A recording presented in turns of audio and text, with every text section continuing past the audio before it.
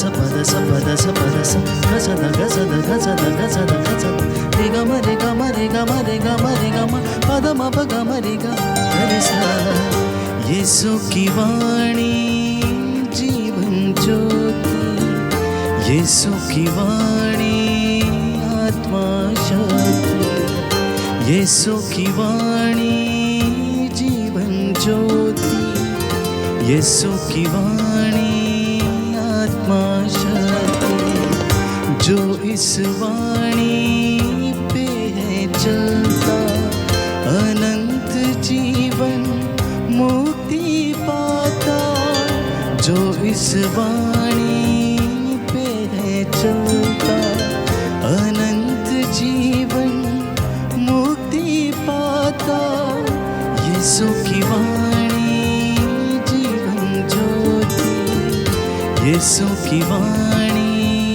आत्मा शक्ति यीशु की वाणी जीवन ज्योति यीशु की वाणी आत्मा शक्ति।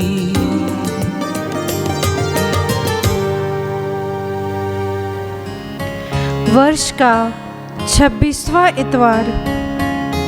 पहला पाठ गणना ग्रंथ अध्याय 11 पद संख्या 25 से 29। प्रभु बादल में आकर मूसा से बात करने लगा। उसने मूसा की शक्ति का कुछ अंश 70 वयोवृद्धों को प्रदान किया।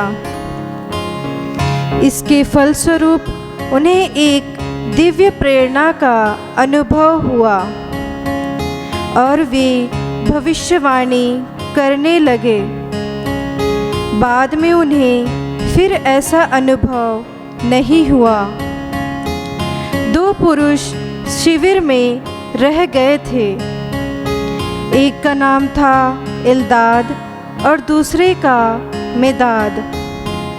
यद्यपि वे दर्शन कक्ष में नहीं आए थे, तब भी उन्हें दिव्य प्रेरणा का अनुभव हुआ, क्योंकि वे चुने हुए वयोवृद्धों में से थे और वे शिविर में ही भविष्यवाणी करने लगे। एक नवयुवक दौड़कर मूसा से यह कहने आया, इल्दाद और मेदाद शिविर में भविष्यवाणी कर रहे हैं। नून के पुत्र योशुआ ने जो बचपन से मूसा की सेवा करता था, यह कहकर अनुरोध किया, हे मूसा, हे गुरुवर, उन्हें रोक दीजिए। इस पर मूसा ने उसे उत्तर दिया, क्या तुम मेरे कारण ईर्ष्या करते हो? अच्छा यही होता कि प्रभु सबों को प्रेरणा प्रदान करता और प्रभु की सारी प्रजा भविष्यवाणी करती। प्रभु की वाणी। ईश्वर को धन्यवाद। दूसरा पाठ संत याकूब का पत्र अध्याय 5 वाक्य संख्या 1 से 6। आपकी संपत्ति सड़ गई है। ऐ धनियों, मेरी बात सुनिए। आप लोगों को रोना और विलाप करना चाहिए, क्योंकि विपत्तियां आप पर आ पड़ने वाली हैं। आपकी संपत्ति सड़ गई है, आपके कपड़ों में कीड़े लग गए हैं, आपकी सोना चांदी पर मोर्चा जम गया है। वह मोर्चा आपको दोष देगा, वह आग की तरह आपका शरीर खा जाएगा। वह युग का अंत है और आप लोगों ने धन का ढेर लगा लिया है। मजदूरों ने आपके खेतों की फसल लुनी है और आपने उन्हें मजदूरी नहीं दी। वह मजदूरी पुकार रही है और लुनने वालों की दुहाई विश्वमंडल के प्रभु के कानों तक पहुंच गई है। आप लोगों ने पृथ्वी पर सुख और भोग विलास का जीवन बिताया है और वध के दिन के लिए अपने को हष्ट पुष्ट बना लिया है। आपने धर्मी को दोषी ठहरा कर मार डाला और उसने तुम्हारा कोई विरोध नहीं किया। यह प्रभु की वाणी है। ईश्वर को धन्यवाद।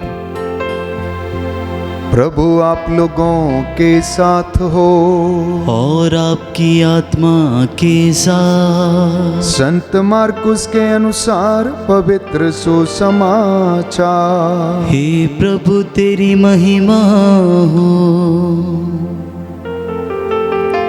योहन ने यीशु से कहा, गुरुवर, हमने किसी को आपका नाम लेकर अपदूतों को निकालते देखा और हमने उसे रोकने की चेष्टा की, क्योंकि वह हमारे साथ नहीं चलता।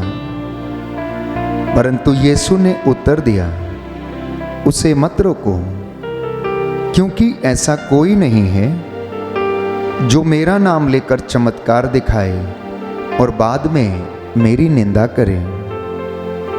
जो हमारे विरुद्ध नहीं है वो हमारे साथ ही है।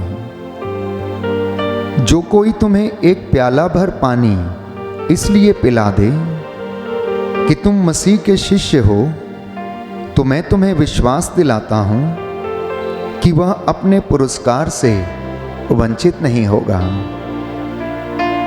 यदि कोई इन विश्वास करने वाले नन्हों में से किसी एक के लिए भी पाप का कारण बन जाता है, तो उसके लिए यही अच्छा होता कि उसके गले में चक्की का पाट बांधा जाता और उसे समुद्र में फेंक दिया जाता। और यदि तुम्हारा हाथ तुम्हारे लिए पाप का कारण बन जाए तो उसे काट डालो। अच्छा यही है कि तुम लूले होकर जीवन में प्रवेश करो, किंतु दोनों हाथों के रहते नरक की ना बुझने वाली आग में ना डाले जाओ। और यदि तुम्हारा पैर तुम्हारे लिए पाप का कारण बन जाए तो उसे काट डालो। अच्छा यही है कि तुम लंगड़े होकर ही जीवन में प्रवेश करो, किंतु दोनों पैरों के रहते नरक में ना डाले जाओ। और यदि तुम्हारी आंख तुम्हारे लिए पाप का कारण बन जाए तो उसे निकाल दो। अच्छा यही है कि तुम काने होकर ही ईश्वर के राज्य में प्रवेश करो, किंतु दोनों आंखों के रहते नरक में ना डाले जाओ, जहां उनमें पड़ा हुआ कीड़ा नहीं मरता और आग नहीं बुझती।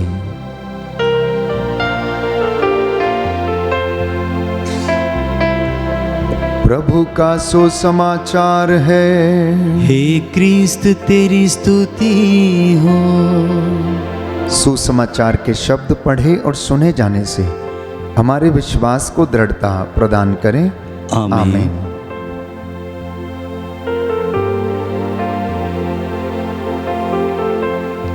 प्रिय भाइयों और बहनों, आज का पहला पाठ गणना ग्रंथ अध्याय 11 पद संख्या 25 से 29 तक हमें पढ़कर सुनाया गया। और वचन में हमने पढ़ा कि परमेश्वर ने स्वयं बादल में आकर मूसा से बातें की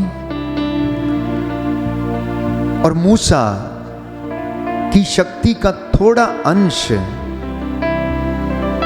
उन 70 वयोवृद्धों को दे दिया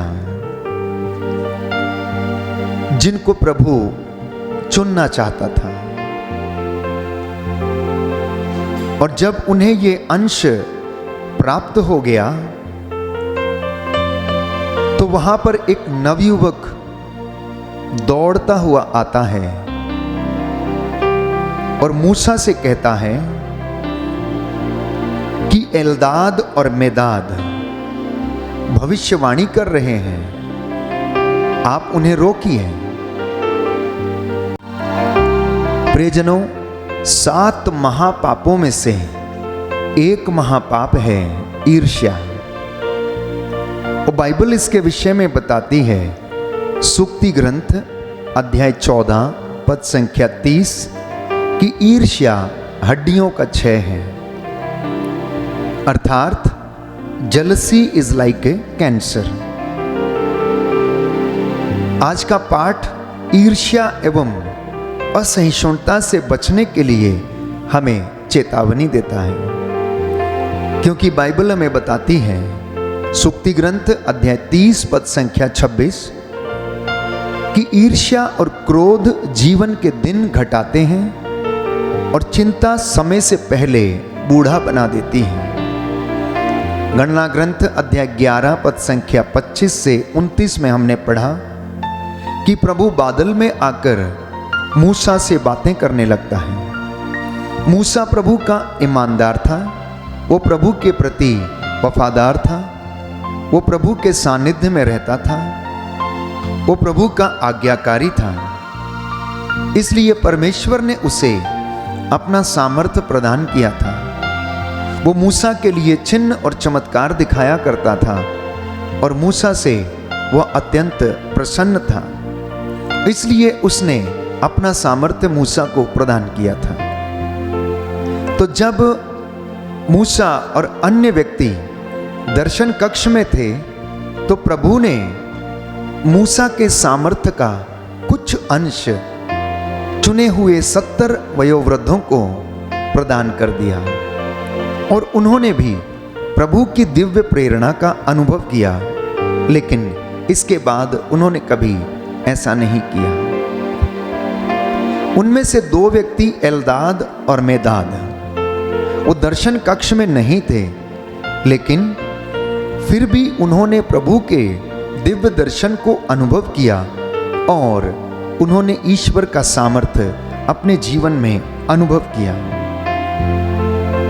प्रभु इस बात से यह प्रकट करना चाहता है कि वह किसी से भी पक्षपात नहीं करता। वो सभी को खुले हाथों देता है। जिसको वो चुनता है उन्हें वो पवित्र करता, उन्हें शुद्ध करता और उन्हें सामर्थ्य प्रदान करता है। अब हुआ क्या कि एक नवयुवक दौड़ता हुआ मूसा के पास आता है और शिकायत करने लगता है। एल्दाद और मेदाद वे दोनों भविष्यवाणी कर रहे हैं। प्यारे भाइयों और बहनों, इस पर प्रभु का वचन हमें याद दिलाता है कि जब वे लोग भविष्यवाणी कर रहे थे तो मूसा उनसे कहता है कि क्या तुम मेरे कारण ईर्ष्या करते हो?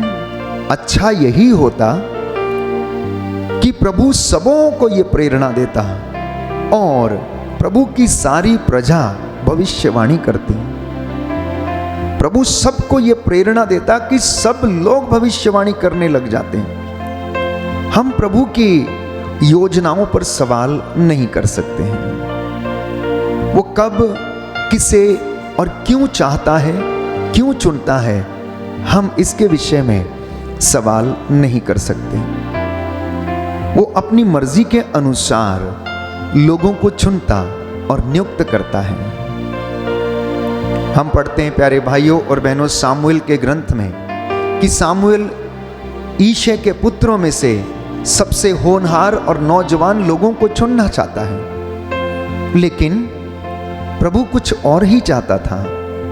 क्योंकि प्रभु ये कहता है, मनुष्य बाहरी स्वभाव देखता है परंतु ईश्वर हृदय देखता है। इसलिए उसने दाऊद को बुलाया और उसका अभिषेक करने के लिए सामुएल को प्रेरणा दी। इसलिए जब हम इन वचनों को सुनते हैं कि परमेश्वर ने इन 70 वयोवृद्धों को भविष्यवाणी करने का वरदान दिया, तो मूसा अनायास कह उठता है कि तुम इस बात से ईर्ष्या मत करो, क्योंकि प्रभु की योजनाएं हमारे योजनाओं से परे हैं। प्रभु की सोच हमारी सोच से परे है। प्रभु के रहस्यों को हम समझने में असमर्थ हैं। आज के सुसमाचार में भी हमने सुना कि योहन भी कुछ ऐसी ही गलती कर बैठता है उस नवयुवक के भांति, जो प्रभु से योहन आकर कहता है कि गुरुवर, हमने आपका नाम लेकर कुछ लोगों को अपदूतों को निकालते हुए देखा है। हमने आपका नाम लेकर कुछ लोगों को अपदूतों को निकालते हुए देखा।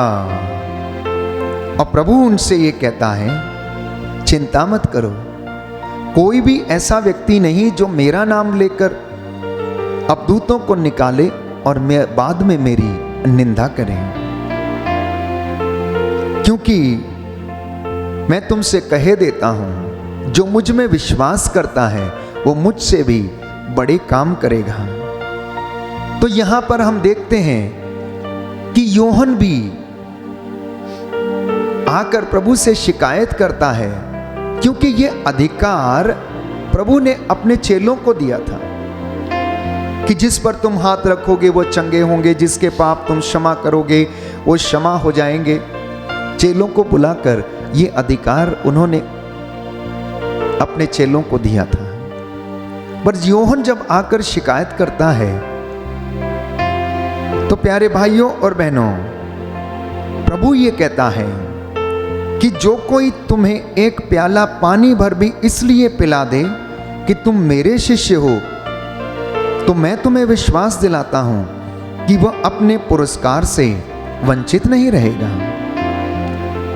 और इससे भी ज्यादा हम वचन में पढ़ते हैं कि प्रभु बालकों को प्यार करते थे और वह इन बालकों को गले से लगाकर कहते हैं कि जब तक तुम में से कोई इन छोटे बालकों के जैसा नहीं बन जाता, तुम में से स्वर्ग राज्य में प्रवेश नहीं करेंगे। इसलिए प्रभु एक एक करके उदाहरण दिए जाते हैं। सावधान रहो, तुम्हारा हाथ तुम्हारे लिए पाप का कारण न बने, तुम्हारे ये हाथ सेवा के लिए उठें, तुम्हारे ये हाथ लोगों की सेवा के लिए उठें, तुम्हारे ये हाथ लोगों को मरहम पट्टी करने के लिए उठें, तुम्हारे ये हाथ लोगों को आशीर्वाद देने के लिए उठें, तुम्हारी ये आंखें अच्छा देखने के लिए खुलें। और यदि ये पाप का कारण बन जाती हैं, तो बेहतर है कि तुम अपनी आंख निकाल कर फेंक दो, अपना हाथ काट कर फेंक दो। अगर तुम्हारा पैर बुराई की ओर बढ़ता है, तो बेहतर है कि तुम इसे काट कर फेंक दो और एक पैर से ही तुम स्वर्ग राज्य में प्रवेश करो। कहने का तात्पर्य यह है कि प्रभु ये कहता है कि अगर हमारे जीवन में कोई भी चीज व्यक्तिगत रूप से आध्यात्मिक जीवन में बाधा बनती है, स्वर्ग राज्य में प्रवेश करने से हमें रोकती है, तो हमारे लिए ये उचित है कि हम उस चीज से छुटकारा पालें और उससे हम अलग हो जाएं। हमारे लिए अच्छा यही है कि हम एक हाथ से, एक आंख के साथ, एक पैर के साथ स्वर्ग राज्य में प्रवेश करें। और प्रभु ये कहता है, कड़ी चेतावनी देता है कि सावधान, अगर तुम में से कोई इन छोटे बच्चों के लिए पाप का कारण बनता है, तो उसके लिए अच्छा यही है कि उसके गले में चक्की का पाट बांध दिया जाए और उसे समुद्र में फेंक दिया जाए। प्यारे भाइयों और बहनों, इसी के साथ साथ प्रभु धनियों को कड़ी चेतावनी देता है।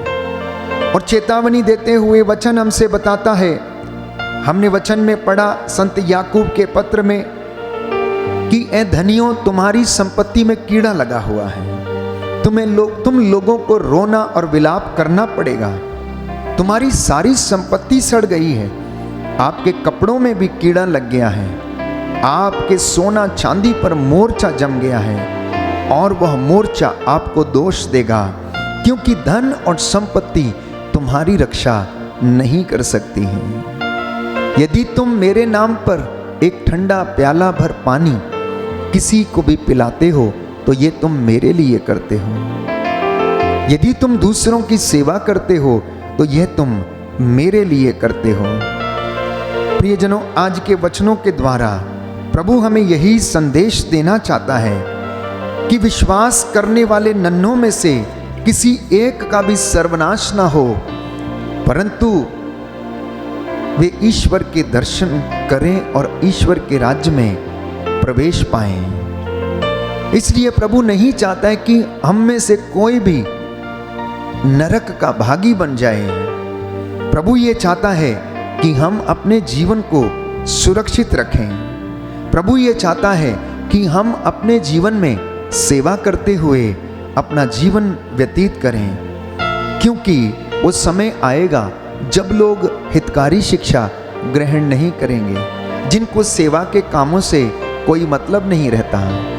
प्यारे भाइयों और बहनों, ऐसे समय हम उनको बुरा उदाहरण ना दें, हम उनको अच्छा उदाहरण दें। क्रिस्तीय होने के नाते हम अपने जीवन और अपने व्यवहार और अपनी बोली से उन लोगों को मसीह का उदाहरण दें, क्योंकि बाइबल हमें बताती है हमारे कामों को देखकर लोग जाने कि वास्तव में हम क्रिस्त के अनुयायी हैं। नरक की अग्नि में हम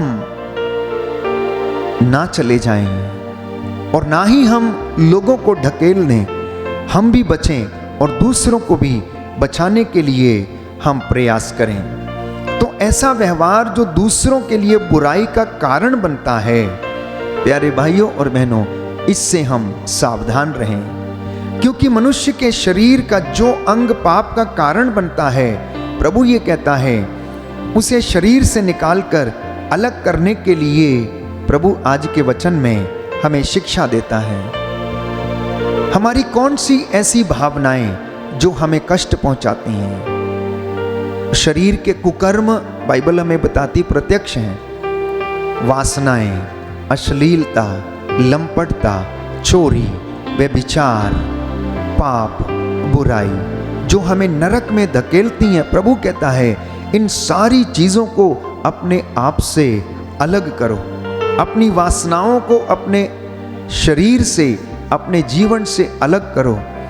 ईर्ष्या से दूर रहो, क्रोध से दूर रहो, बुराई से दूर रहो, क्योंकि अगर तुम इनसे दूर नहीं रहते तो अवश्य ही नरक की आग के हवाले कर दिए जाओगे। इसलिए प्यारे भाइयों और बहनों, आज का जो वचन हमने सुना है, प्रभु हमें संदेश देता है कि हम ईर्ष्या से बचें, हम बुराई से बचें, दूसरों के लिए आशीष का कारण बन जाएं। हम धन संपत्ति पर अपना मन ना लगाएं, क्योंकि धन संपत्ति, पैसा और माया का मोह हमारे जीवन की रक्षा नहीं कर सकता है। कितने लोगों ने इसे अपने लिए संजो के रखा है, इसे संचित किया है, परंतु ये धन वो ऐसे लोगों के लिए छोड़ गए हैं जिन्होंने उसके लिए कोई मेहनत नहीं की है। प्रभु आज चाहता है कि हमारे हाथ पाप का कारण न बने, परंतु ये सेवा करने के लिए लोगों के सामने उठ जाएं। हमारी आंखें पाप का कारण न बने, हमारी जुबान पाप का कारण न बने, हमारे पैर बुराई का कारण न बने, परंतु प्रभु के लिए ये हमेशा सेवा करने के लिए तैयार रहें। हमारा जीवन दूसरों को आशीष देने के लिए तैयार रहे। प्रभु चाहता है कि आज ये वचन हमारा मार्गदर्शन करते जाएं और हम इन वचनों को अपने जीवन में आत्मसात करते जाएं। प्यारे भाइयों और बहनों, आज के इन वचनों के द्वारा हमारे जीवन में चंगाई आ जाए, शांति आ जाए और प्रभु हमें आशीष प्रदान करे। बुराई का हमारे जीवन में, मसीहों के जीवन में कोई स्थान नहीं है, क्योंकि प्रभु हमें शुद्ध करता, पवित्र करता है और हमें आशीष प्रदान करना चाहता है। इसलिए आप सदा सेवा के लिए तत्पर रहें, प्रेम करने के लिए तत्पर रहें, लोगों के लिए आशीष का कारण बनने के लिए तत्पर रहें और प्रभु के नाम पर उसके भाइयों और बहनों को, जो सबसे छोटे हैं, जो शोषित हैं, जो शोषित वर्ग में हैं, जिनको पहनने के लिए कपड़ा नहीं है, 2 जून की रोटी नहीं है, सिर ढकने के लिए छत नहीं है, भिखारी हैं, इधर उधर मारे मारे फिरते हैं गलियों में, नुक्कड़ में, हम भी उनके लिए एक प्रेरणा स्रोत बन जाएं, उनके लिए सेवा करने वाले लोग बन जाएं, जैसा कि मदर तेरेसा ने किया। मदर तेरेसा के हाथ प्रभु की सेवा में उठे, इसलिए उन्होंने उन तमाम रोगियों की सेवा की, अनाथों की सेवा की, बुजुर्गों की सेवा की और प्रभु के लिए उन्हें और अपने जीवन को समर्पित किया। आज के वचन हमारा मार्गदर्शन करें, प्रभु हमें आशीष प्रदान करें। हे सर्वशक्तिमान शाश्वत ईश्वर, सर्वव्यापी ज्ञानी पिता, हृदयों की थाह लेने वाले अब्बा पिता, आज का वचन हमारे जीवन में उजाला करे, हमारा मार्ग प्रशस्त करे, हमें सेवा करने की कृपा प्रदान करें, दूसरों के लिए आशीष बनने की कृपा दें। हमारे ये हाथ प्रभु सदा सेवा में बढ़ते जाएं। जितने लोगों ने आज का ये वचन सुना है, इन सब को तेरी आत्मा की अगुवाई मिले और ये वचन इनके जीवन में शांति और उद्धार प्रदान करे। हे प्रभु यीशु, ईर्ष्या और क्रोध से हमें बचे रहने की कृपा प्रदान कर। हम तुझ में विश्वास करते हुए जीते जाएं और तेरी कृपा में सदा जीवन बिताते रहें। आज का ये वचन हमारे जीवन में हमारा मार्गदर्शन करे। हमें ऐसी कृपा दे हमारे प्रभु क्रिस्त के द्वारा। आमीन।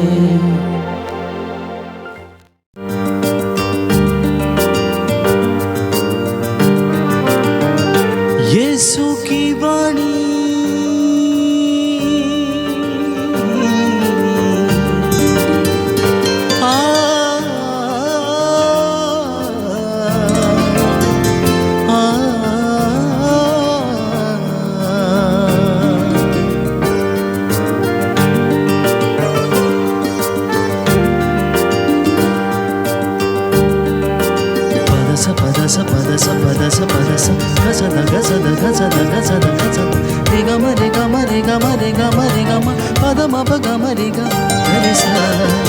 यीशु की वाणी जीवन ज्योति, यीशु की वाणी आत्मा शक्ति, यीशु की वाणी जीवन ज्योति, यीशु की वाणी आत्मा शक्ति। जो इस वाणी पे है चलता, अनंत जीवन मुक्ति पाता। जो इस वाणी पे है चलता, अनंत जीवन मुक्ति पाता।